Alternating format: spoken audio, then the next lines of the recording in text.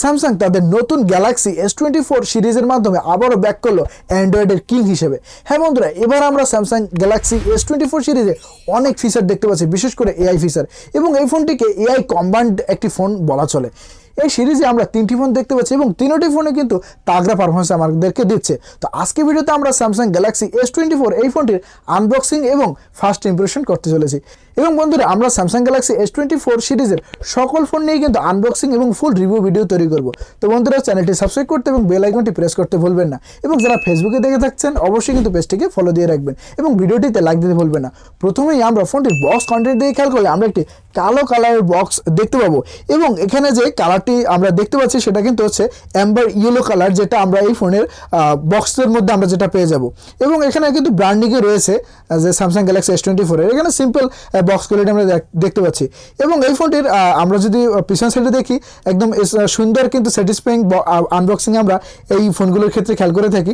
এখানে দুটি স্টিকার রয়েছে, স্টিকার দুটি ওপেন করলে এবার কিন্তু আমরা এখানে প্রথমে কিন্তু আমাদের আকর্ষণীয় ফোনটি দেখতে পাবো, এবং এরপরে কিন্তু একটি কালার একটি খাপ রয়েছে যেখানে সিম ইজেক্টর টুল রয়েছে এবং কিছু গাইডলাইন পেপার এবং একটি USB type A to type C port আমরা দেখতে পাবো। এবং বন্ধুরা, এই দেখুন, এই হচ্ছে আমাদের আকর্ষণীয় S24 ফোনটি। এখানে কিন্তু আমরা বক্সি ফোনের শেপের দেখতে পাচ্ছি, এবং এখানে কিন্তু সাইডে আমরা মেটাল খেয়াল করছি এবং ব্যাক সাইড কিন্তু আমরা গ্লাস খেয়াল করবো। অবশ্যই কিন্তু একটি ভালো বিল্ড কোয়ালিটি হলো ফোনে কিন্তু আমরা এটা দেখতে চলেছি। এবং বন্ধুরা, এই ফোনটিতে কিন্তু আমরা IP রেটিংও দেখতে পাবো, এবং ব্যাক প্যানেল দিয়ে খেয়াল করলে আমরা রীতিমতো কিন্তু 3টি ক্যামেরা সেটআপ দেখতে পাচ্ছি, এবং স্ক্রিন গার্ডটি কিন্তু একটি ভালো ব্ল্যাক কালারের একটি পেপার দিয়ে আটকানো, এবং এটি ওপেন করলে কিন্তু আমাদের আকর্ষণীয় গ্লাসটি আমরা কিন্তু দেখতে পাচ্ছি, একটা ডিসপ্লেটি কিন্তু আমরা দেখতে পাচ্ছি। এবং ফোনটিতে প্রয়োজনীয় সকল পোর্টস ও বাটনসও কিন্তু দেওয়া হয়েছে। তবে S24 সিরিজের কান্ট্রি ভেরিয়েন্টের ক্ষেত্রে আমরা কিন্তু অনেক পার্থক্য খেয়াল করছি। ধরুন, এই ফোনটির কথাই, এখানে আমরা USA, কানাডা এবং চায়নায় কোয়ালকম স্ন্যাপড্রাগন 8 Gen 3 দেখতে পাবো, এবং যেটা ইন্টারন্যাশনাল ভেরিয়েন্ট থাকবে সেটা কিন্তু Exynos 2400 এই চিপসেটটি দেওয়া থাকবে। তো এরকম কিছু পার্থক্য কিন্তু আমরা অবশ্যই এই ফোনের ক্ষেত্রে খেয়াল করব। এবং এই ফোনটি আমরা যদি এখন প্রি বুকিং যেহেতু চলছে, আমরা যদি প্রাইজের দিকে খেয়াল করি, প্রায় $800 কিন্তু এর প্রাইস আমরা দেখতে পাবো।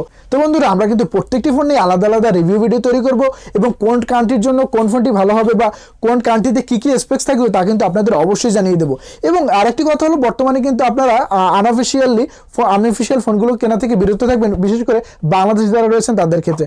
এখানে কিন্তু আমাদের যে সরকার সেটা কিন্তু আনঅফিসিয়াল ফোন ব্যান করার কিন্তু তারা একটি প্ল্যানিং চলছে, কারণ এখানে আমাদের অনেক রাজস্ব তারা কিন্তু পায় না, সেই জন্য কিন্তু তারা একটি প্রকল্প হাতে নিয়েছে যে আনঅফিসিয়াল ফোনগুলো কিন্তু ব্যান করে দিতে পারে। তো অবশ্যই মে মাস বা মার্চ এপ্রিল পর্যন্ত অবশ্যই অপেক্ষা করবেন পরবর্তী ঘোষণার জন্য।